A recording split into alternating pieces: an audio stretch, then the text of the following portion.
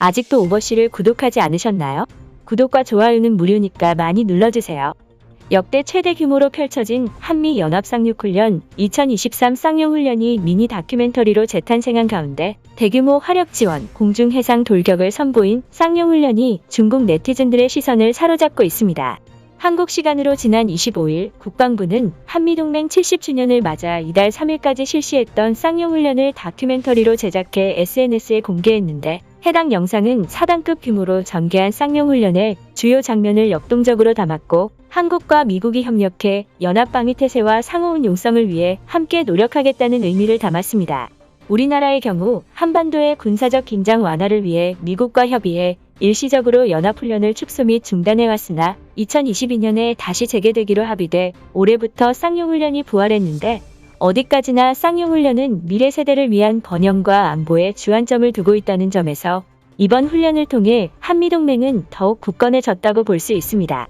한편 이달 끝난 쌍용훈련과 한미정상회담에 대해 중국은 강한 불만을 제기하고 있고 중국의 군사 전문가 순중핑은 관영 매체와 인터뷰를 통해 한국의 군사력 증강이 신냉전 시대에 촉매제 역할을 수행하고 있다는 평가를 내놓기도 했습니다.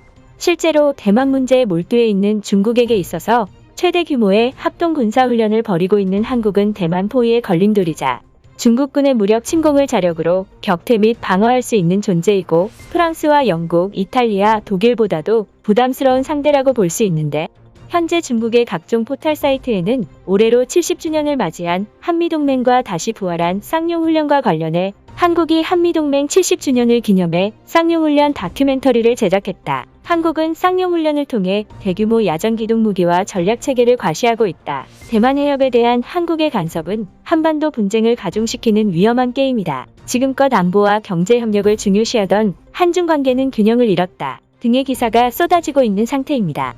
그렇다면 현재 중국의 네티즌들은 역대급 활약을 과시한 쌍용훈련에 대해서 어떤 반응을 보이고 있을지 관련 기사들과 각종 커뮤니티 사이트에 올라온 댓글들을 바탕으로 살펴보도록 하겠습니다. 첨단 무기를 자랑하는 한국군이 민간인을 향해 활약을 과시해 실망했습니다. 약자를 보호하고 용감하게 싸우는 것은 군인의 본분입니다. 한국은 리투아니아 사태를 되풀이할 생각입니까?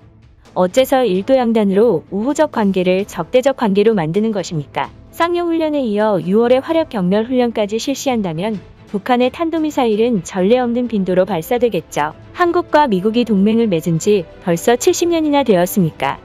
이 동맹은 군사적 권리가 보장되는 조약의 시한이 없는 건가요? 이전까지 한국은 태평양 지역의 안정을 위해 일본을 견제했지만 이젠 방위조약을 깨고 한미훈련에 일본까지 끌어들이고 있습니다. 우리를 괴롭히지 말고 일본을 침략하십시오.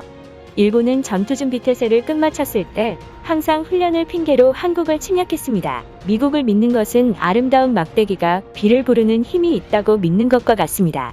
미국은 언제나 상시 배치 무기만을 판매하니까요. 아메리칸 파이를 부르는 한국 대통령의 목소리가 여성스럽습니다. 오늘부터 그를 제시라고 부르겠습니다. 한국군은 반격을 원하지만 미군은 침략 시뮬레이션을 원합니다. 한국에서 공해상 침투와 해상 지원 유도 등의 훈련을 하고 있군요. 한국군이 강력하다고 할지라도 정보 자산과 운용 요원들은 중국이 훨씬 더 강력합니다. 인민해방군은 세계 랭킹 1위입니다. 쌍용훈련에 투입된 해병 기동부대와 대규모 양용전차는 훌륭한 수준입니다. 한국군의 병력, 훈련 강도, 무기와 장비는 얕잡아 볼 수 없습니다. 요즘 젊은이들은 한국 해병의 성근을 모르고 있습니다. 리치웨이 회고록에는 그들이 통영을 되찾기 위해 맨몸으로 싸웠다고 기록돼 있습니다. 요즘은 노르망디 상륙작전 때처럼 전쟁을 하지 않습니다. 상륙작전보다는 함대지 미사일과 공대지 미사일이 더 위협적이죠. 나는 인민해방군 해군 육전대의 전력이 의심스럽습니다. 요즘 뇌물만 주면 군인들의 백색 차량 번호판을 구매할 수 있잖아요. 짝퉁밖에 만들 수 없는 가난한 현실이 슬픕니다. 중국산 타이어를 사용한 트럭과 장갑차는 진흙탕에서 빠져나오지 못했습니다. 세계 약소국들은 무질서한 시대를 살고 있습니다. 이제 한국과 중국이 협력해 강한 타격으로 약자들을 제압해야 됩니다. 전투훈련은 목숨을 구하는 열쇠가 되는 경우가 많습니다. 우리도 혹시 모를 한국의 배신을 대비해야 됩니다. 등의 다양한 반응이 이어지고 있는 상황입니다. 중국의 네티즌들은 쌍용훈련이 중국의 안보에 심각한 위협이라고 말하고 있었고 한국군이 가진 필승의 신념과 임전무태의 기상을 두려워하는 듯한 반응을 보이고 있었습니다.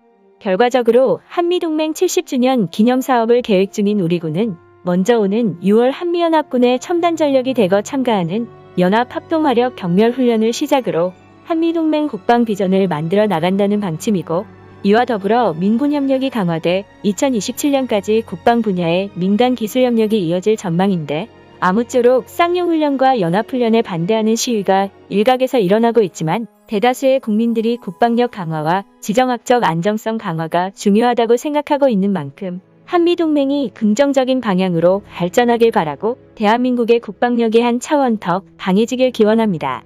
우리나라의 국방력과 관련된 해외 반응은 추가적인 이슈가 있을 시 구독자 여러분께 전달드리도록 하겠습니다. 대한민국 파이팅! 유튜브에 없는 당신의 궁금증 오버씨가 해결해드리겠습니다. 구독과 좋아요는 평생 무료입니다.